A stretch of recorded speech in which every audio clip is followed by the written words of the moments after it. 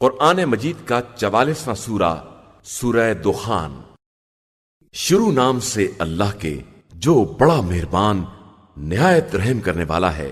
حامیم، روشن کتاب کی قسم، ہم نے اس قرآن کو ایک مبارک رات میں نازل کیا ہے۔ ہم بے شک عذاب سے ڈرانے والے تھے۔ اس رات میں تمام حکمت و مصلحت کے امور کا فیصلہ کیا جاتا ہے۔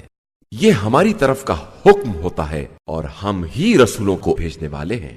یہ آپ صلی اللہ علیہ وآلہ وسلم کے پروردگار کی رحمت ہے اور یقیناً وہ بہت سننے والا اور جاننے والا ہے۔ وہ آسمان و زمین اور اس کے مابین کا پروردگار ہے، اگر تم یقین کرنے والے ہو۔ اس کے علاوہ کوئی خدا نہیں ہے۔ وہی حیات عطا کرنے والا ہے اور وہی موت دینے والا ہے۔ وہی تمہارا بھی پروردگار ہے اور تمہارے گزشتہ بزرگوں کا بھی پروردگار ہے، لیکن یہ لوگ شک کے عالم میں کھیل تماشا کر رہے ہیں۔ لہذا آپ صلی اللہ علیہ وآلہ وسلم اس دن کا انتظار کیجئے جب آسمان واضح قسم کا دھواں لے کر آ جائے گا، جو تمام لوگوں کو ڈھانک لے گا کہ یہی دردناک عذاب ہے۔ تب سب کہیں گے کہ پروردگار اس عذاب کو ہم سے دور کر دے، ہم ایمان لے آنے والے ہیں۔ بھلا ان کی قسمت میں نصیحت کہاں، جبکہ ان کے پاس واضح پیغام والا رسول بھی آ چکا ہے، اور انہوں نے اس سے منہ پھیر لیا اور کہا کہ یہ سکھایا پڑھایا ہوا دیوانہ ہے۔ خیر، ہم تھوڑی دیر کے لیے عذاب کو ہٹا لیتے ہیں، لیکن تم پھر وہی کرنے والے ہو جو کر رہے ہو۔ ایک دن آئے گا جب ہم سخت قسم کی گرفت کریں گے کہ ہم یقیناً بدلہ لینے والے بھی ہیں، اور ہم نے ان سے پہلے فرعون کی قوم کو آزمایا جب ان کے پاس ایک محترم پیغمبر آیا کہ اللہ کے بندوں کو میرے حوالے کر دو، میں تمہارے لیے ایک امانت دار پیغمبر ہوں، اور خدا کے سامنے اونچے نہ بنو، میں تمہارے پاس بہت واضح دلیل لے کر آیا ہوں، اور میں اپنے اور تمہارے رب کی پناہ چاہتا ہوں کہ تم مجھے سنگسار کر دو، اور اگر تم ایمان نہیں لاتے ہو تو مجھ سے الگ ہو جاؤ۔ پھر انہوں نے اپنے رب سے دعا کی کہ یہ قوم بڑی مجرم قوم ہے، تو ہم نے کہا کہ ہمارے بندوں کو لے کر راتوں رات چلے جاؤ کہ تمہارا پیچھا کیا جانے والا ہے، اور دریا کو اپنے حال پر ساکن چھوڑ کر نکل جاؤ کہ یہ لشکر غرق کیا جانے والا ہے۔ یہ لوگ کتنے ہی باغات اور چشمے چھوڑ گئے، اور کتنی ہی کھیتیاں اور عمدہ مکانات چھوڑ گئے، اور وہ نعمتیں جن میں مزے اڑا رہے تھے۔ یہی انجام ہوتا ہے، اور ہم نے سب کا وارث دوسری قوم کو بنا دیا۔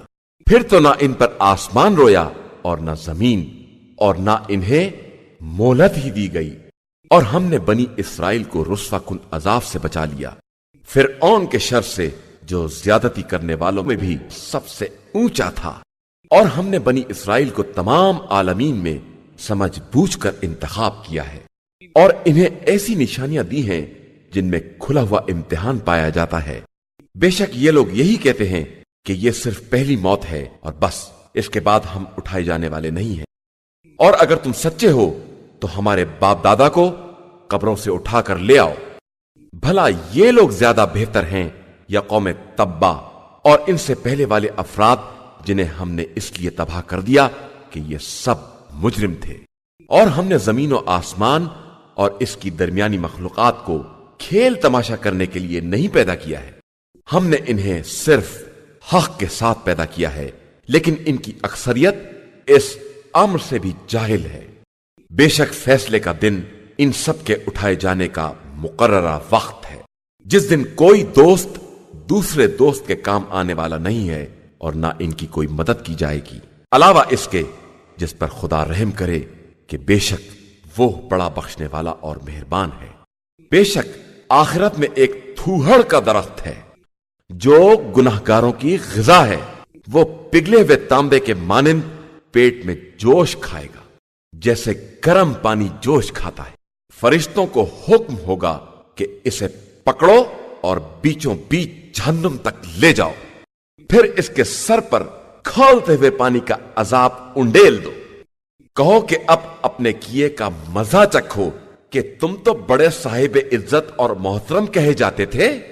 یہی وہ عذاب ہے جس میں تم شک پیدا کر رہے تھے۔ بے شک وہ صاحبان تقوی محفوظ مقام پر ہوں گے۔ باغات اور چشموں کے درمیان وہ ریشم کی باریک اور موٹی پوشاک پہنے ہوئے ایک دوسرے کے سامنے بیٹھے ہوں گے۔ ایسا ہی ہوگا، اور ہم بڑی بڑی آنکھوں والی حوروں سے ان کے جوڑے لگا دیں گے۔ وہ وہاں ہر قسم کے میوے سکون کے ساتھ طلب کریں گے، اور وہاں پہلی موت کے علاوہ کسی موت کا مزہ نہیں چکھنا ہوگا، اور خدا انہیں جہنم کے عذاب سے محفوظ رکھے گا۔ یہ سب آپ صلی اللہ علیہ وآلہ وسلم کے پروردگار کا فضل و کرم ہے، اور یہی انسان کے لیے سب سے بڑی کامیابی ہے۔ بس ہم نے اس قرآن کو آپ صلی اللہ علیہ وآلہ وسلم کی زبان سے آسان کر دیا ہے کہ شاید یہ لوگ نصیحت حاصل کر لیں۔ پھر آپ صلی اللہ علیہ وآلہ وسلم انتظار کریں، اور یہ لوگ بھی انتظار کر ہی رہے ہیں۔